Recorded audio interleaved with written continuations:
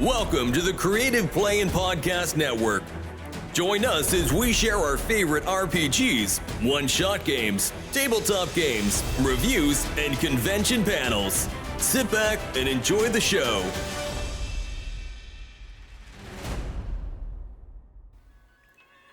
Hi, this is Kelly, aka Trixie from Ragnarok and Roll, assigned to Ragnarok Story, and Tilda Wimblewick from D&D Journey of the 5th Edition. First off, I would just like to say thank you to everyone for listening to our varied adventures, as well as for rating us on iTunes and RPGpodcast.com. If you haven't rated us yet, we would greatly appreciate it if you could. And if you're looking for more ways to support our efforts, we are now on Patreon, a great site where you can help us continue making more podcasts, as well as some special surprises for our patrons. If you can, please look us up at www.patreon.com/cppn. Every little bit helps. And again, thank you for listening. I'm going to start with introductions. Whichever end. Sure. Your last coach needs to. Last in, I get to be the first guy. Hi, I'm Halistel. I write at Apocalypse Later. I publish at Apocalypse Later Press, and everything I publish goes through KDP. And it's been quite a fun thing of late with the changes in prices and changes in color and all of that stuff. But all of my stuff is print. So hopefully one of you guys can speak to ebooks. Yep. Excellent. Now I can learn something. Yeah. Because I'm going to have to do one of those soon. Yep. I'm Cameron D. Blackwell. I write gay science fiction, horror, and fantasy. And all the stuff that I publish also goes through KDP, and it's been a harrowing adventure as far as like the changes and me just kind of figuring out what looks good and what looks awful and whether or not I have the energy to fix it. Yeah. Exactly. Hi, I'm Bruce Wiley. I am a struggling author. One thing is I got to come up with all the words. Yeah. I got stuck on this panel, and we're stuck on this panel because Joe and Scott said, "Oh, you're going to be publisher on Kindle, aren't you? Here, you be on this." Oh, so Mind you you, stuck it with us. Happily. But I've done a lot of research on basically what it is. And I looked at the format years ago, and we're going to talk about that a little bit. But I'm Jessica Feinberg. I'm also known as the Dragon Lady of Tucson, not by choice, but I got branded that way. I write assorted books, many of which are guides to creatures, storybooks, children's books. I've done coloring books. It evolved into an entire product line, and everything I do is funded on Kickstarter, then goes to printers. I've worked with Ingram Spark and Kindle, Kindle both for print and for digital, and then also I know a ton about the Kindle Unlimited program, which is one of the coolest things they offer, so we're definitely gonna have to cover that. definitely. All right. Let's talk a little bit about the history of digital publishing. Back in the old days, you only really had one environment, which was pretty much Amazon and Kindle. Yeah. Create space at a time. The best way you could phrase it back then was, what you see is not what you get. The EPUB format was very difficult to format for. Painfully so, as a matter of fact. You really had to set something up, publish it. I don't think so. Play with it again. Getting closer. Oh, that completely screwed it up. And go back and start from the beginning again. Or it looks good and then you see it on another device and you're like, oh my god. Right. Oh my god. But now with Kindle Direct Publishing, it is all automated. And I wanted to be on the panel because obviously, if you guys haven't seen, my books are fully illustrated. So I'm trying to do things where the text and pictures have to line up in certain ways. That's really important. So I figured I can offer something different on the panel for Actually, I do the same because these are non-fiction, so lots and lots of imagery. And sometimes the imagery for some books needs to be lined up in certain ways with text, and sometimes it doesn't. So. Right. So you have to use, it is automated, but you have to use a completely different app if you are doing comic books, children's books, or illustrated books versus novels or prose or you gotta know your stuff. Oh my god. Yeah, now if you're laying out for print, then you set it out how you want in the program of your choice, and you upload a PDF, and it's going to print how you laid it out. Exactly. So you know you've got full control. With ebooks, you have no idea what device somebody's reading on. So they could have a screen this big, it could be this big, it could be this shape, it could be that shape, and they can wrap the text wherever. So if you've got images. Fortunately, Kindle's fixed that in the last 10 years. They have? So what has fixed that is the evolution of digital reading of comic books. Because comic books, the text must appear in certain places. So when you have a print book, as you said, you're uploading a PDF, whether it's to KDP, another publisher, Ingram Spark, etc. Ingram Spark, I won't even touch digital books through them. That's all ebook format. That's a whole mess. But what Kindle offers is they have ways where you can convert your PDF to your ebook. And there are two different programs. One of them is good for if you have books with just text. But if you have books where the images need to be presented a certain way with the text, you have to use what's called the Kindle Comic Book Creator. Interesting. Even though if you're doing, because I was like, but I'm not doing comic books. If you're doing illustrated books like children's books, anything like that, and that converts in a completely different way, but it's very easy. What you do is take your same PDF, feed it through that, and you can get the correct file. So for yours, you probably want to check out that creator and see what comes out. Yeah. And so forth instead of there's two different apps, and I did a lot of Googling to figure this out. And the thing that mainly pushed the evolution of ebooks is actually, we were talking about it on a panel yesterday, it's fascinating. It was actually 50 Shades of Grey being made into a movie, which then spurred a slew of erotic fiction writers who were all digitally published and started making millions of dollars on digital books. There's a fascinating documentary called Naughty Books, and if you don't mind a risque and controversial topic, they're actually very objective on all sides of it, but it covers the publishing evolution in a fascinating way for how that evolved digitally. And the main thing driving it was actually erotic fiction. Because people didn't want to pick it up at bookstores, they were too embarrassed. So it's like video things driven online. We all know what got that all upgraded. Yeah. I didn't download that. Well, it's better than going to a video store, right? So. Everybody sees you going into the back room with the curtain. Yeah. But I actually found it to be one of the most fascinating documentaries I've ever watched, and the best part was there's this Midwestern housewife, and she said, I told my friends I had a book out, and they asked who my publisher was, and I said I self-published, and they said, oh dear, that's so nice that you did that for yourself, and she went home to her $2 million she'd made that month. Like, she was just, okay, fine, you want to dismiss it, I'm not going to brag about it, I just got all of this money from it, so Exactly. It's just a fascinating documentary, and they kind of cover all that. Maybe this perception is entirely false, but back at the time when there was all this fuss being made about how this particular fan fiction was turned into a novel, which turned out to be a way that you could make millions of dollars on through internet publishing through Amazon, I kind of got for me, looking at it from a ways off and with some amount of experience and practice in public relations and marketing through public relations and publicity, it looked to me like maybe it was kind of a marketing campaign by Amazon for the new platform. No, that was entirely just authors who, I think Amazon did give it a push, but if you watch what happened with authors, it was authors who were just like, we want to write this. And their fans were like, we want to buy it. You've seen it for free on forums. Where do we get it? And Amazon happened to be sitting in the right place at the right time to help people put books out. And there's a fascinating thing in the documentary where one of the authors actually does get a book released through a major romance publisher eventually, and how she sold less copies than when she did her own release digitally to her fans. So it's a very interesting documentary because it covers all different things of that evolution of writing, and whether or not you like the topic, it definitely shows that then. It's I don't love Harry Potter, but without Harry Potter, my stuff wouldn't be successful because it pushed fantasy more mainstream. Right. So that with things like the erotic fiction in digital, it really pushed what was, and then comic books coming into digital format pushed what was available to other types of writers to put your books out there. So You also touched on one thing too, that is the big pitfall on self-publishing. I want to talk about that a little bit. One of the biggest problems with self-publishing is that you have no critiquing done by anybody. Well, you can. We can, but you just don't have generally people would say, "Oh, I'll just publish this myself," and you don't have to go through editor, publisher.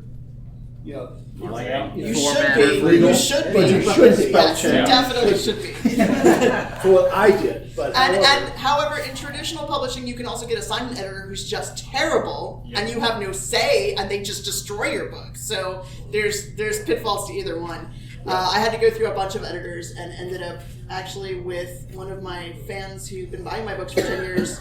Turned out to be an ancient history professor in the UK who also edited at Cambridge, edited their school newspaper for years, and is now one of my editors in trade for paintings and books. So it's. But yeah, you do have there is that potential. Yeah. I mean, I've seen stuff written by acquaintances and friends of mine that is absolute wreck. Oh my God! God! They think they can proofread and edit their own stuff, which you which cannot do. Just well, you're just too close to the material. There's an important thing here, and that is that you need to know what you can do, and you need to be really honest with yourself. And we all write, so theoretically we know how to do that. Depending on what we're writing and how we want it to go and what confidence we have, we may or may not want to pay an editor. But you can often swap edit with another author. Right. It's more like you just can't be objective. You actually read over your own typos. Yeah, exactly. Absolutely. Though you come up with a list if you've done a lot of books of common things you do, so you can search your manuscript first and everyone last. But mine is I obviously talk a lot about creatures and about the breeding of dragons, and I constantly type breeding instead of breeding, which has become this running joke of stop writing cookbooks. Okay, we're not making dragon omelets, and I'm like, well. Well, I'm neurodivergent, and I found a process with my wife that allows me to basically edit the non-fiction myself. And the way I do it is, it's mostly right anyway because of the way my brain works. But when I write something that's going to go into print, I read it aloud to my wife. And that uses a different part of the brain. So I can catch a certain type of error, my flow errors, where I'm reusing words that I want to break it up and use something else. And she catches my mistakes.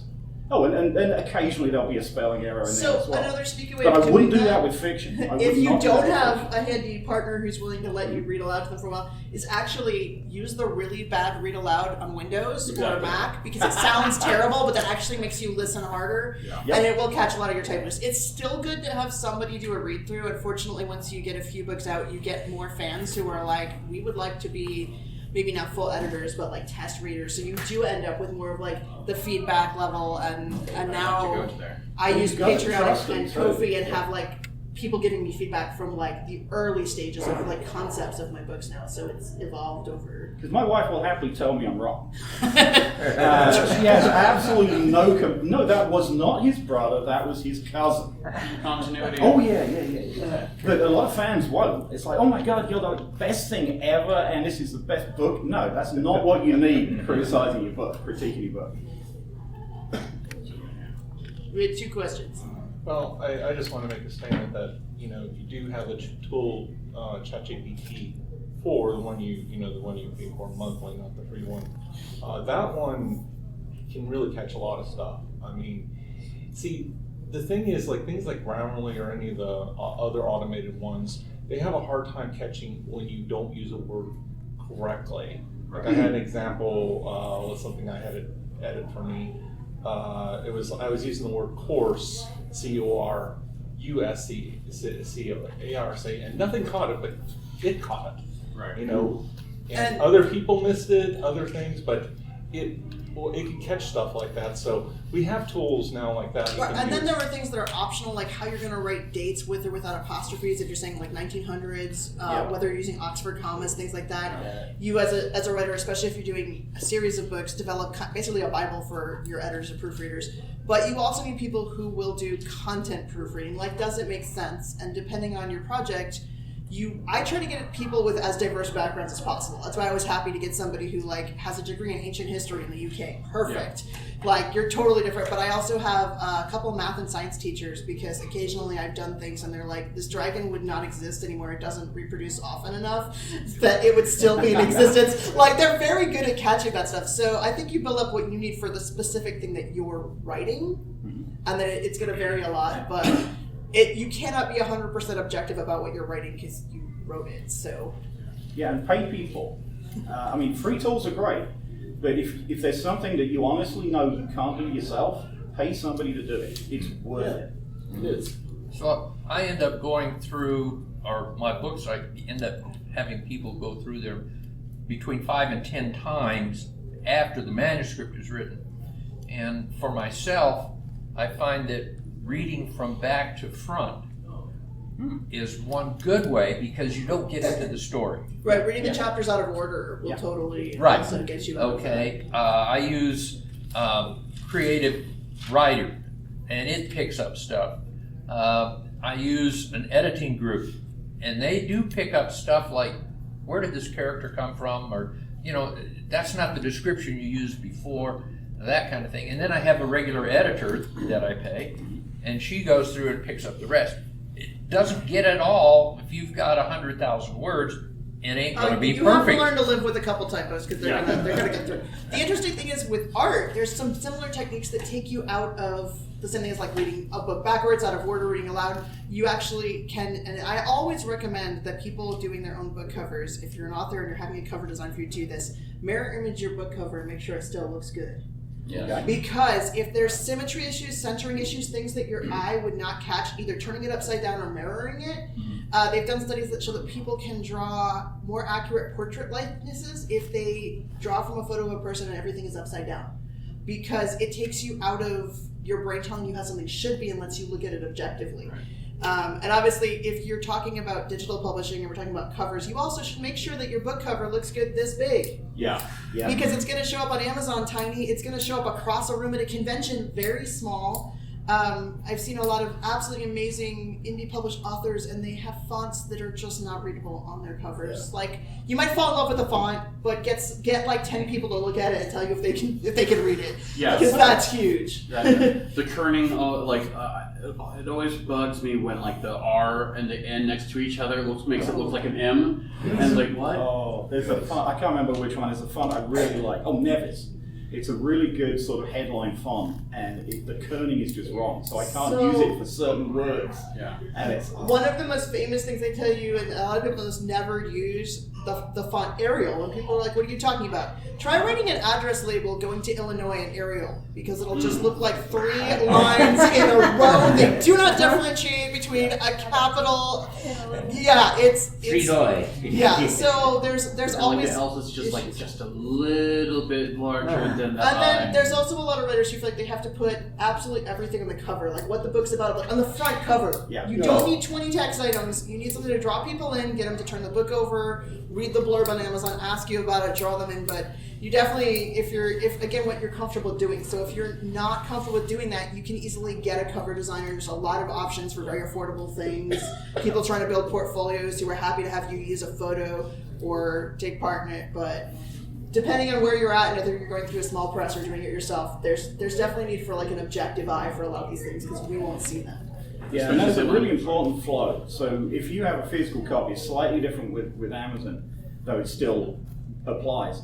But with a physical copy, somebody's going to come up, they're going to see your book, the cover is what grabs them. That's it. It doesn't matter what's in the book. The visual hook. The visual hook, it's going to grab them or it isn't going to grab them. If it grabs them, they're going to turn it over and see what it is. And then you've got so now you've got the blurb on the back, that's important. It's got to be meaningful, it can't be crazy, it's got to be right. And then they're going to open a book and look like this.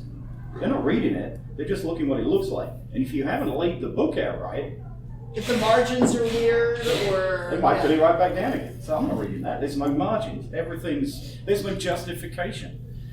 There's a blank line in between every paragraph.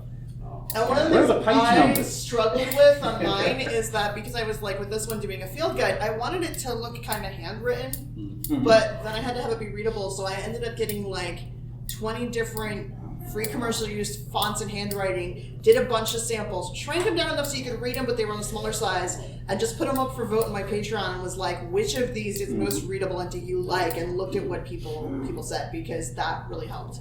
Because you might fall, I mean, I was mentioning in a panel yesterday, but the worst font issue I've ever had with a product I've got from someone else. I love Brian Froud. He designed Labyrinth and Dark Crystal, and he has 2 gorgeous Oracle decks out. And the first one, thank God the cards are numbered to reference in the book, because the font used the capital letters on the cards, you cannot tell what they are.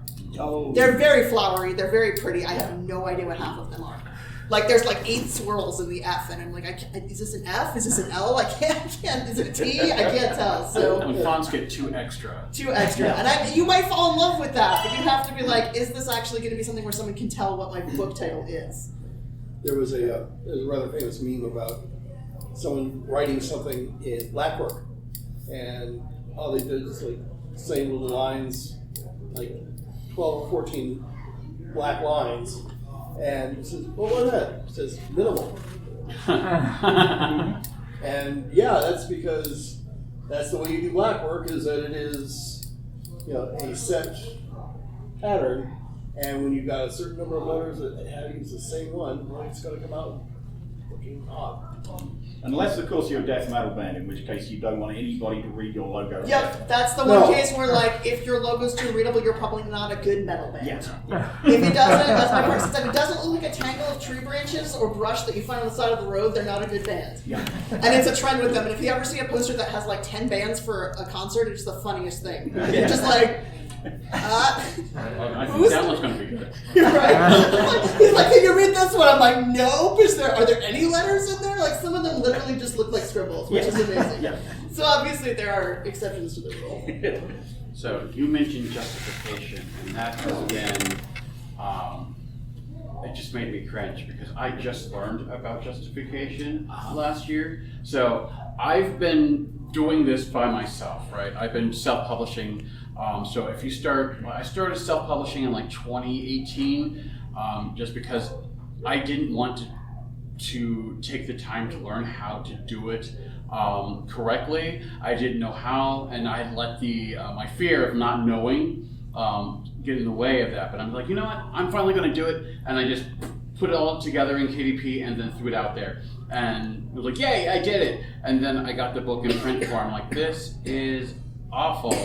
No justification whatsoever. I think someone did a review of one of my books, and like, there's no justification in this book, and there's no justification for not having any justification.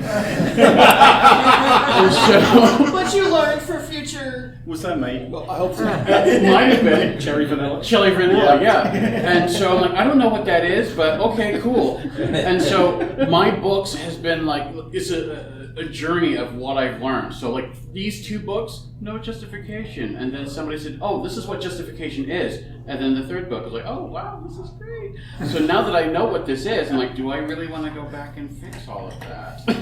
And I think it's like a constant improvement process. Yeah, I don't know, nobody's mentioned, we're talking about KDP, a lot of it for digital publishing and for print publishing, but nobody's mentioned Unlimited. Yeah. Do you guys know about that? I know about it, but I don't use it. So what Kindle Unlimited is if you are digitally publishing a book for Kindle, you have the option of joining the Kindle Unlimited program. You can also remove your book from it at any time. It takes about a month, so you have to choose. By doing that, it says you're going to be exclusive to Kindle, meaning you're not going to sell, give away, or distribute a PDF in other ways. Now, if you've distributed previously for a Kickstarter and that's a secure download, that's fine, but you're not going to distribute that book in digital format except through Kindle. But what that does is it puts your book in the Kindle Unlimited program. The Kindle Unlimited program is a $10 monthly subscription where any book in it can be read for that subscription. And they take 100% of the subscription fee, add it up, which is usually between $30 and $40 million, and divide it up amongst the pages read, because they can tell digitally what pages have been viewed. And then they pay you royalties on that. So you are still paid per book read, but your readers are only paying a flat $10 fee. It's a really amazing program. A lot of what I write is for families, and so their kids want to see all my how to draw books or all of my books on dragons, and so they can read all of them in that, as long as they're a subscriber. But I'm still making anywhere from $1 to $3 a book. And if you happen to get to a top slot in Kindle Unlimited authors, they get bonuses of like $4,000 a month. Like there's people who are just raking in money that way. But the nice thing is, and I know there's pros and cons to Amazon. Yep. Obviously, they're a big company. They have many departments, many different points of view on it. But the fact that they've done this for authors, so that there's a way your readers who are on a budget can read these, and they might take a tiny cut that's like to maintain the servers for it, but I don't think that they do. I think that comes through the regular publishing cuts, and that it is just something they're doing so that indie authors can get money back from basically books being read for free. So and KU continues to evolve, because when KU first emerged, it was if they read more than, I think it was 30 or 40% of the book, you got whatever. It's usually per page read, but you cannot read your own books, by the way, to earn money. They do have a way to check that. I mean, you could try to be sneaky and like create other accounts and scroll through your whole book, but it would just be very weird to do that. There's also a lot of really amazing authors. There's a couple I read who really don't do a lot of print sales, who are just primarily through Kindle Unlimited and Audible for audiobooks. In cozy mysteries, there's like a huge push for that, and there's some authors who are putting out 2 or 3 books a year and doing really, really well that way, and they are basically cutting out the entire mainstream distribution. They're not even going to conventions. They're just sitting there doing their writing at home, putting the books out and raking in money. So, you know, there's obviously a lot of options, and you have to figure out as a creator what you want to do. As I feel like you should be on the panel too, because I know you're all Kindle. And I'm pretty much all Kindle too. I mean, so. The Wood exclusive worries me that, but it's you make that. But you can turn it off at any time. It Right. takes a month to they basically do the first of the month, pull things from the program that have been turned on and off. So you can decide, I'm going to do a giveaway. Or the thing is, as part of the program, you also can choose to do a certain number of specials where, like, your book is only $1 for people, or you can do free giveaways, and it gets you a lot of PR on Amazon to do that, and that your book's free for a certain amount of time, the digital book. So if you have a new book coming out in a series, you can be like, go read the first one for free right now. Right. For like 14 days or something. And you can change that, bring it out, bring it in. Yeah. Out. You have a lot of options, and I like that you're not like for all time locked to that. So since I Kickstarter fund everything, my deal is if you get a physical book on the Kickstarter, you got the digital book for free. And if my project has multiple books, you get all the digital books for free. So a lot of times if you're buying like a $20 full color hardcover, you're actually getting $30 of digital books for free with it from me. But then after the Kickstarter, because that distribution is all done securely, it's not open to the public, it's just for those people, I go to Kindle Unlimited usually within a year and then let people in that program read it. So. Yeah, to go back to what you're saying about the KU like dropping it down to free, they have what they call it's not the lightning deals, but it's the you make it free for a week. And then it becomes like $1. Yeah. And then $2. And then you can actually control all of how that's going to be set up. And you can set that up as many times as you want. It's called the Kindle Countdown. There we go. And you can do it once every 90 days. Yeah. Or you have 7 days for the countdown that you can break it up into different.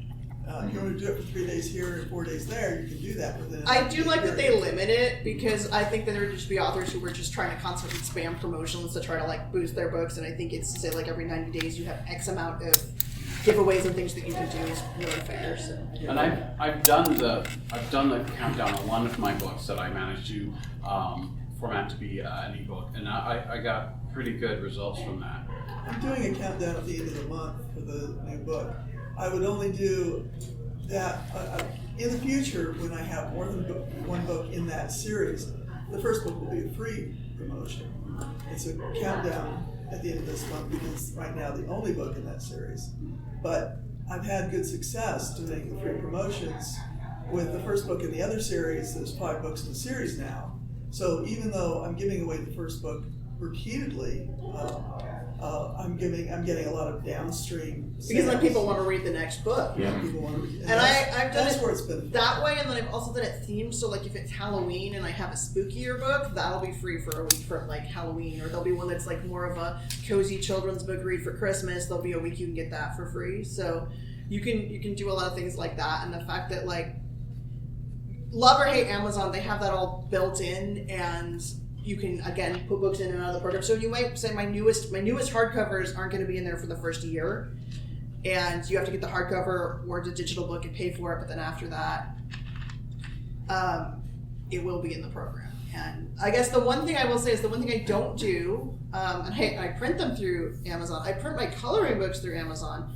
But I don't put my coloring books on Kindle because I think that there's not really a good way to print off Kindle. There's no reason to do it. So I do sell the coloring book PDFs off of my website. And if there's anybody who wants to sell their books directly off a website and needs recommendations for like shops or stores, you can ask me here or ask me in the vending hall for the hour after this, and I'm happy to tell you who I use and how I sell digital stuff off my site and all that. I want you to write a book. Write a book. Write a book and put it on Kindle. And like, so this is how you do the thing on Kindle. Right? I would just put that out for free. I wouldn't feel good about charging for that. I actually have a lot of like blog stuff and stuff on my site where I do list like all the services I use and how I developed how I do stuff, because I feel like we all do stuff differently and we can learn from each other. So yeah, and you'll learn from yourself too. The more you do it, the more you change certain things, because you like you said with justification.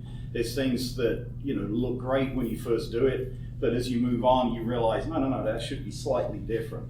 I mean, one of the changes I had from I don't have my early books here, but I changed the font, and it's only a very subtle font from Gentium to Gentium Plus, but the line spacing is so much better. It looks so much better on the page. I think you acquire an eye for things, and the more you read books, I'm obviously like people say, in order to write books, you've got to read books. I think same thing is in order to lay out books or publish books. And I always tell people this for Kickstarters, and I think it applies to publishing. If you're not sure about things, Google like really good selling books, look at what they did, and then Google ones that people gave bad reviews to and see what was wrong with them. Yeah. Like look at the things that fail, because you'll learn a lot from those as well. Yeah, and look at a book you like. I mean, most writers are readers. So you're constantly looking at other people's books. Look at them with a critical eye and say, does this look good? And if it looks good, why does it look good? And why does this one look bad? What's the reason? And that'll teach you the things that you want to do in your own layout. Like if you wouldn't read it that way yourself, don't do it. Right. And obviously, like if you're going through a traditional publisher, sometimes they kind of have all the say in fonts. It depends on the publisher. A lot of the smaller publishers, they'll let you have more say in your book cover, your fonts, your release dates and stuff, but the bigger publishers, they don't, and I think more and more of us are getting pickier. Like, we're putting all this work in. I know for me, because I'm also illustrating them, I want to pick the cover. I want to pick the font. I want to choose what my reader is experiencing very exactly. Maybe I'm a control freak. That might be part of it. No, it's not a bad thing. Because it's so rare that authors get say, and in traditional publishing, like they get to say of like, okay, the choice of the fonts, the choice of the cover. So I think indie publishing, is really great way of like taking back ownership and control of that. Yeah, try doing that with a traditional publisher. Or you are Stephen King. Yeah. Actually, the famous one is James Owen, because he's an illustrator and a writer. When he was doing his books, he said his main series of books, I can't think of what they're called, the Dragon books. He said, I want to do the cover art myself, and I want to do an illustration each chapter like they used to do in older books. Oh God, yeah. And he he had a publisher approach him and said, I want to put the book out, but we're going to do the cover. No, I want to do my own cover. And they're like, well, we'll give you a third more for the series in money. Like, they offered him a third more in advance, and he said, no, I want to do the cover. They're like, nicely played, James. We'll give you a third more. And he said, no. And he went through, which is, at that time, he was, like, not having money for groceries. So, he's an amazing speaker to hear. Very, very good. He stuck by it. And he eventually ended up with Simon & Schuster, who let him do it. And the coolest thing is, if you own his entire series of books, not only are the covers amazing, but the hard covers, I don't know what the paperbacks is, if you line them up, the spines on the books make a picture of a dragon. It is freaking cool. Like, he knew what he wanted to do, and he stuck with it. So you got to realize that if you're making a book, whether you're illustrating, writing, whatever you're doing, you are putting a lot of heart and soul into it. If you just want to make money, there's frankly easier ways to make money in the world. You can't. There's also this myth that we're all starving, and that's not true. Depends on the author. But if you're going to be doing all that, you have to ask yourself, what's that end product that's coming out? How much control do you want to have in it? And who are you comfortable working with, whether you're self-pub, publisher, small press, getting editors, and if it is being presented as a digital book, what are you comfortable with in how people are going to be reading it? And sometimes how you present it in, like when you're talking about justification, people always they tend to like justify books. But there's reasons why you don't justify. And I think one of the best examples I can think of that was The Demolished Man. by Alpha Tester. Yep.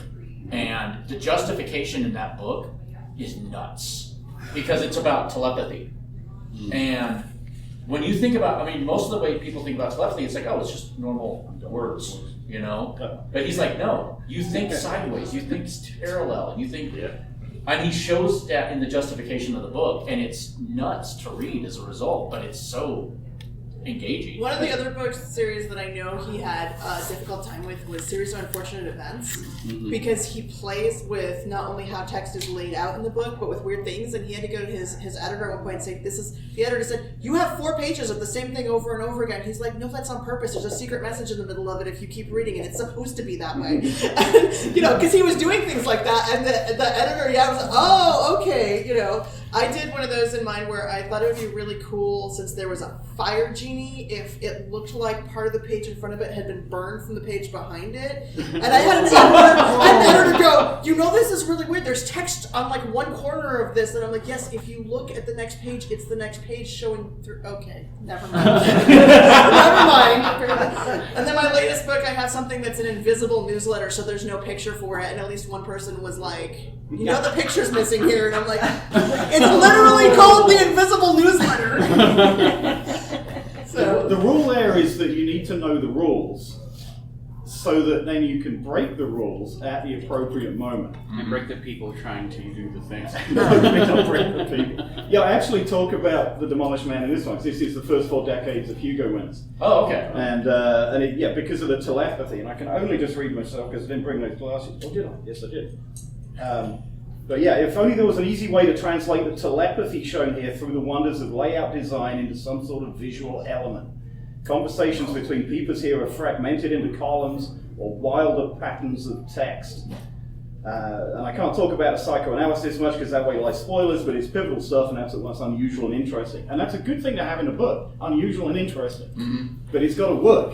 It's got to have a reason to work. Oh, like House of Leaves, right? Oh, House of Leaves. Yeah. People will buy House of Leaves because it doesn't follow any rule there is in the layout. So I did Hollywood creature design, and then obviously didn't end up staying in Hollywood. But the thing that my teacher hammered into my head over and over again is you can do anything you want with the creature design so long as you have a reason for it when someone asks you. Mm-hmm.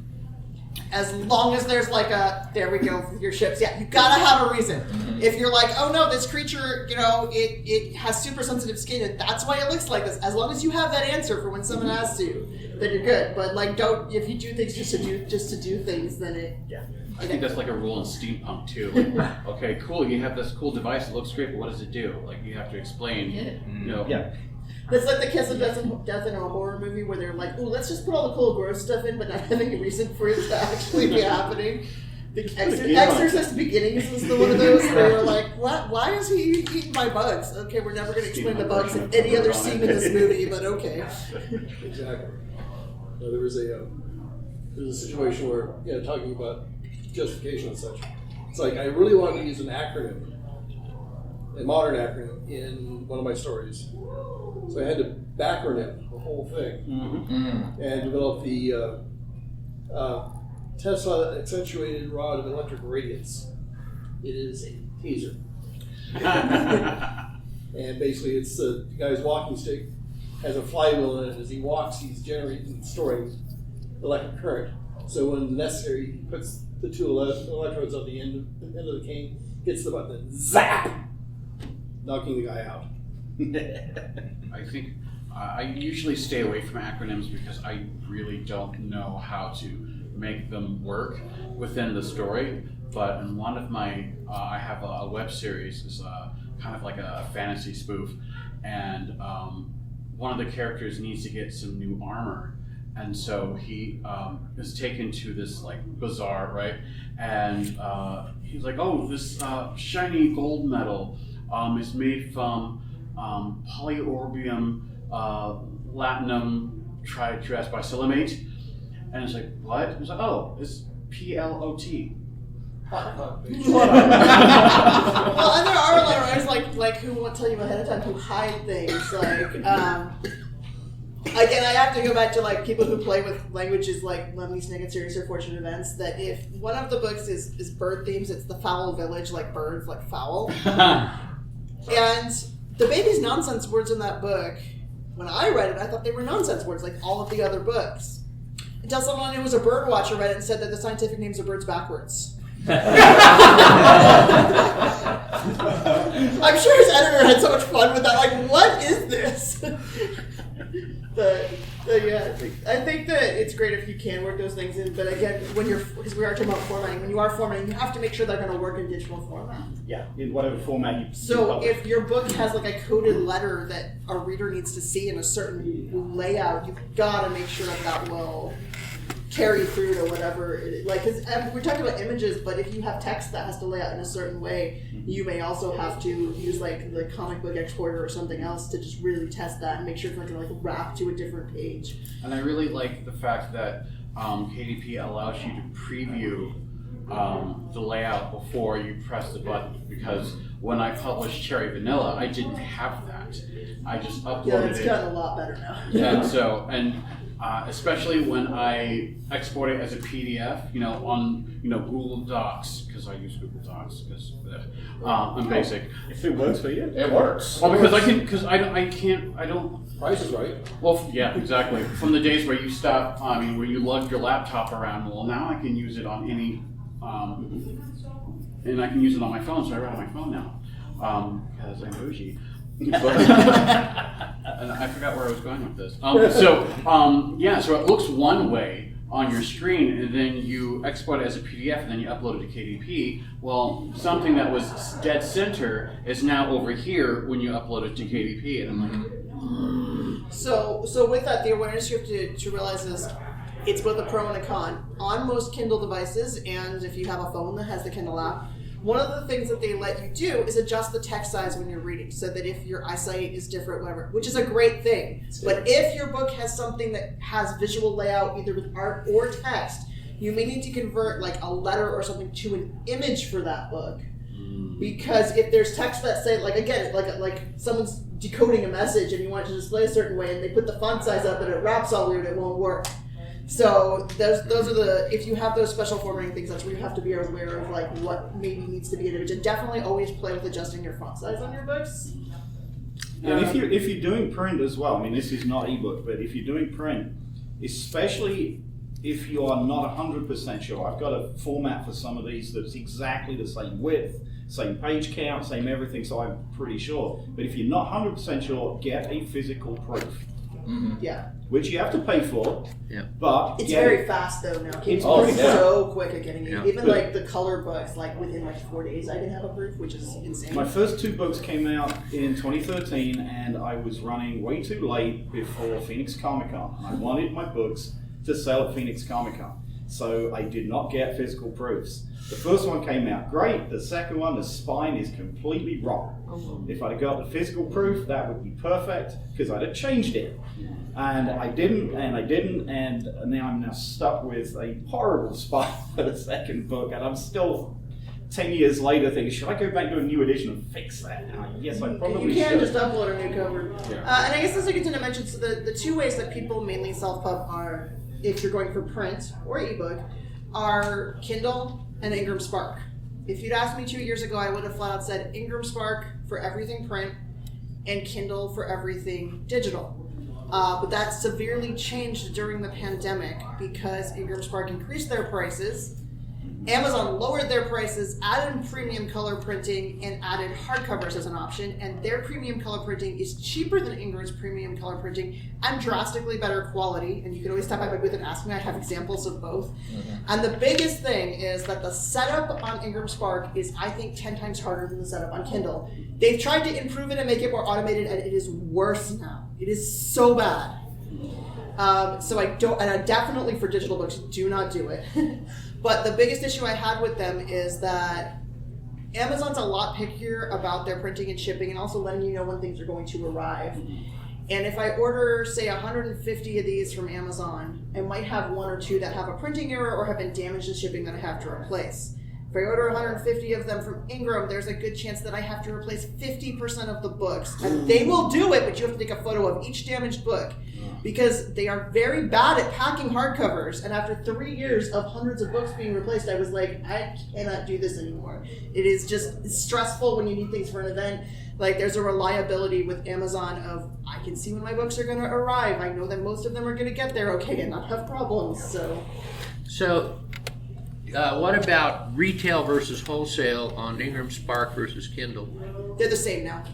Ingram used to be better, but Ingram had to go to the same retail, which is 30%.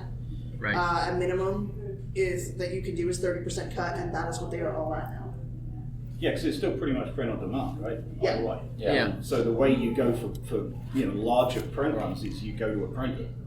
Yes. And the bigger the print run, the cheaper it gets. Actually, it's still better through Amazon, and the reason is if you're super sneaky, you get an Amazon credit card, and you can actually get 6% cash back on all of your printing, which drastically, basically alleviates at any of that. And the big deal is if you have international fans, being print on demand through Amazon or Ingram is huge because if a fan in the UK doesn't care about having a book signed or wants a coloring book, which they rarely want signed, and they order mine off Amazon, it prints and ships in countries so they are not paying international shipping. Except you can't do certainly premium color. I don't think you can do color on Amazon in certain countries. No, I think it's Japan across the board. no, it's most of them you can. But there's a couple you can't. I had that with the zine, and I had to remove the pricing for those two countries. One's Japan, and the other is I can't remember. Because it put it all up for mine, and I've had people order from So them. they Maybe they've fixed it. Because I know the hardcovers were in beta for a while, and they're just starting. Yeah, I haven't done hardcover. Maybe that's different. Yeah. Yeah. I mean, I do hardcovers and paperbacks, but they're all. I think one of the guys in the dealer room has one of the Amazon hardcovers. This is an Amazon hardcover. This is an Ingram Spark hardcover. And I got it. I was like, I will bring both. So, especially if you are doing something that has art or photos, the premium quality difference is drastic between the two because Ingram's on the same paper for standard and premium, and Amazon's on a different paper. And if you want to see the paper isn't difference, much- come up afterwards. Just stop in the vending room, and I'm happy to show you differences. Like, you don't have to buy anything. This is not a gimmick. I'm just happy to show differences, and if anyone has questions about, well, okay, so you're doing a Kickstarter and you want people to get your book internationally, but they are going to pay more shipping, how you incentivize that, I have whole things that Kickstarter's a whole other topic, but I'm happy to... So these are premium color. This is premium color, yeah. These are standard color. When you're doing standard color is a lot cheaper. Yeah. So you're paying less for your books. You're selling your books for less. You're not selling those for $12, right? No. No, I'm selling these for $12. But Full color. weirdly, standard color on Ingram is better quality than standard color on Amazon. Ooh, good to but know. premium on Amazon is better quality than premium on Ingram, and it's cheaper. I have done comparisons. It's like, what the actual? All right, fine. And what I found with the standard color is that you've got to be careful about the sort of picture you're using. Yeah. Because these are mostly books about films or about books, and so I'm using existing images. And the darker the image, and I found with this one's about Pam Grier, who is an African American actress. So certain images have come out really, really dark, far darker than they should be in that book. Enough that I want to go back and fix it. Contrast is a huge thing with big deal. with standard printing versus premium printing. And obviously, I paint a lot in watercolor, so there's a marked difference looking between the contrast. And a huge part of it is, again, Amazon using the better paper for the premium. The contrast, blacks in pictures, like where you get the color difference between blacks and whites and darker line work and stuff, it is very marked on that other paper type. Whereas I can almost not see the difference between premium and standard and Ingram. It's really interesting. Their standard's better quality, but I've gotten both and put them side by side, and I can tell the difference. So yeah, and this is where a physical proof helps again, because my Nicolas Cage book, everything's great.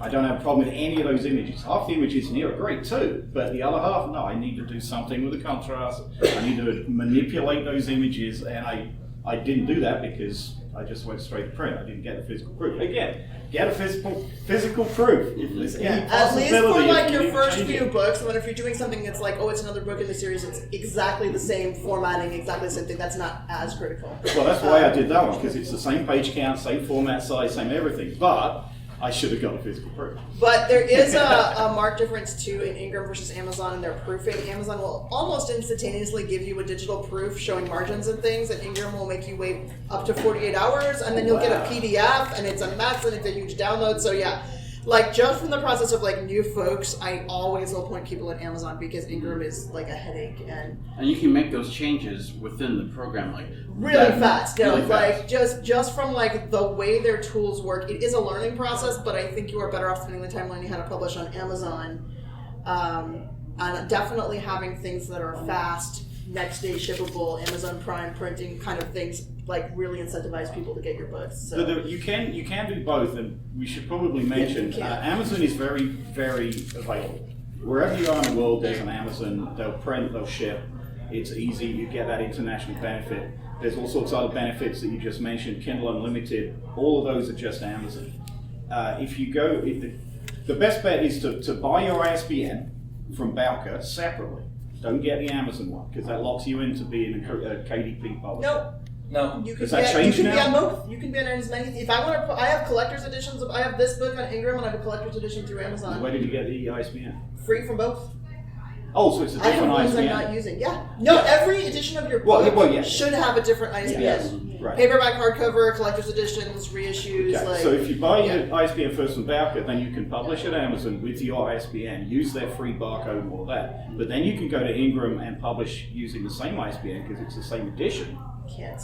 Nope. And then you're available to If libraries. that, they will not and let you. bookshops will Ingram order. has changed that. They If that used ISBN is used, you cannot use it. Ingram locked down on ISBNs about 2 years ago. It's one of the reasons I don't like them anymore. Oh, I have a wow. bunch of ones I paid for that are literally sitting there I'm not going to use because it took me 5 phone calls with them to even get those to work because they changed. You used to be able to get cheaper ISBNs and do other things, and now they're very, very picky about it. So no, each edition through each publisher must be a different ISBN. You cannot do that anymore. It's a mess. So that's- So- they really But, crack down on that. I'm interested to talk to you about this because if you're the publisher, then that's still the same edition. Has to from the do same with how publisher. ISBN works. Nope, because they are by different publishing houses. They are considered different ISBN numbers in different editions of the book. So your publisher is KDP? Yep.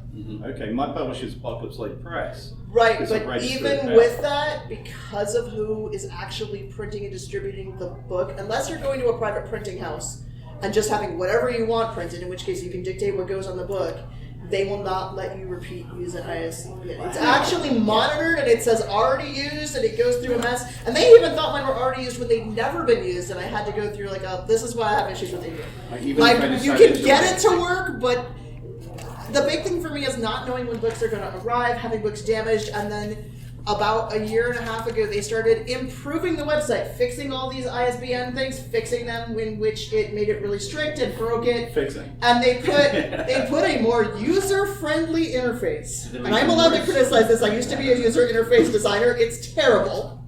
It is horrible. It has so many bugs in it. So when they went to the 30%, it used to be you could do 35%. Or like 30%, but they upped it and you had to go change your pricing on your books if you had the lower percentage. It gave errors to everyone changing their pricing for like 4 days. It was like the worst nightmare of like, they're like, oh no, it's nothing we're doing. We're like, your site is literally telling us we're not doing it right when the percentage is right there and it is, and it won't say if it changes. I guess the lesson here is that things change. Yeah. Yes. Yeah, We are so at 5 in minutes. 2 years you might hear me say, you've got to be on Ingram, Amazon's terrible. Right. So- All right, we're at 5 minutes till. Anybody have any questions? Distribution on Kindle versus Ingram. I think they're pretty on par now. Yeah. For Okay. a while, I feel like Ingram was more, and that was another reason people were on. So them. I you're think they're getting pretty on close. to Kobo and those on Kindle, and also you're getting into library list on Kindle. Yeah, you can now. Yeah, I'm seeing that with There's check marks you do when you publish where you choose for extended distribution, and that is available on both. Same thing on services. Ingram, yes. Yeah. It used to be that no library and no bookstore would order books from CreateSpace/KDP. Right, because it was all retail. Yeah, because it's all retail price. Now that's changing. I'm seeing some indie Yeah, that's books really going into changed. bookstores. Yeah, that are okay. on KDP. All right, you've convinced me.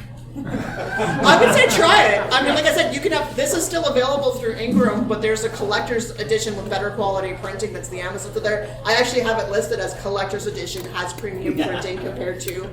Well, I So went you through can the choose. nightmare with Ingram every book, so I know exactly what you're saying. No, it's been getting progressively more difficult as they've improved things. And the thing with ISBNs. Oh yeah. You know, Bowker's got it. 5 Like I phone said- calls. A year and a half ago, I would have said Ingram over Amazon, but since they added hardcovers, the one thing that I will say is that they don't have as many options for if you want things like dust jackets.